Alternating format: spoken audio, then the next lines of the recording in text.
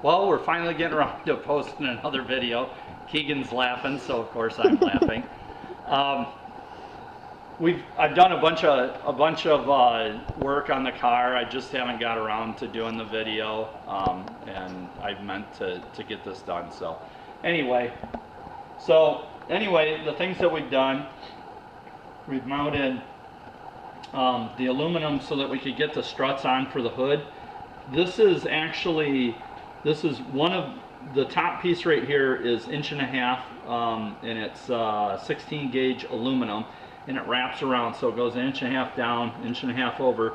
And then what I did is, if you imagine this to be the 1.5 inches, I took another piece, and this lower piece is 1 inch, and I brought them together like this, so it looks like an F channel turned on its side. And when I did that, I used that Fasco epoxy, and I epoxied this piece. So I epoxied here, epoxied across the top of the fiberglass rib, and then epoxied here, and brought it all together. And then I even put epoxy between the two pieces of aluminum when they come together like this.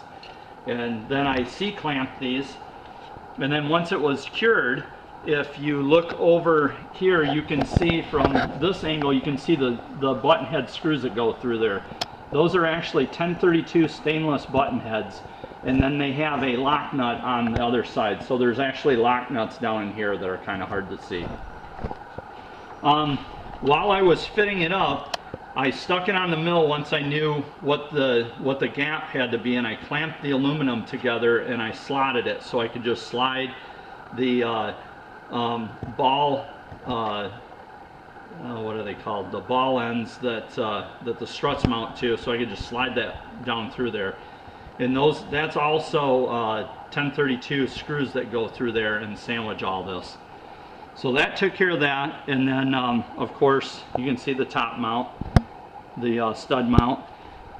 And then after I got done with that, I started working on these pieces of aluminum, because now that the hood is all aligned where it needs to be, I could finish off this stuff. And as you can see, I had to cut out for my intercooler tubes. There's another intercooler tube to pass up through there. I made a slight modification to the top bracket for the radiator. I had to kind of curve it in so there's enough room for this tube. And then I moved on to the shrouds, which I had these somewhat done, but I needed to finish them up.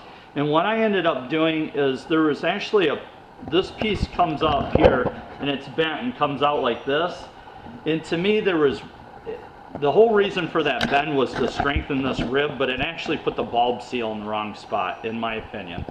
I wanted the bulb seal to come here and right across here, but by cutting off that lip, it made this flimsy. So as you can see right here, I took a piece of 16 gauge, and this is about 5/8 by 5/8 angle aluminum, and I'm going to rivet that on the back, and that stiffened it up really good. So now the bulb seal kind of runs along the top and right around. It'll also run down the front of it, sealing it to the radiator. So that cleaned that up. Got this mounted because I know what height they had to be. I finally drilled all this out. Once I got done with that, I moved on to, these are the inner fender wells. In stock, these fender, the bottom half comes up and kind of runs down this 1x1 tubing. Well, on mine, I really couldn't have this piece right here running how Factory 5 does it, because it would have to run through here. And I knew what would happen is, as that was coming down, it was gonna intersect my intercooler tank and my engine coolant reservoir tank. So what I decided to do is, you can see this template. I started playing around with the template and taping it where I cut too much, and that's basically this piece right here. On the driver's side, this is notched out right here for this bracket for the tank. On the passenger side, it's filled up like this.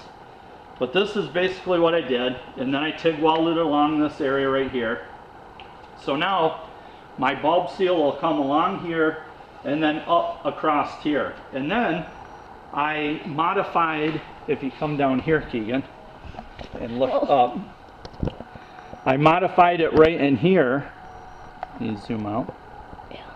Okay, and you can see this shape right here follows that same contour. So it's going to meet up with this piece. And I did that on both sides. If you look over to that side, you'll find the same thing. We're going to have to pause, and we'll have to charge the video player, and then we'll record one more video. Thanks.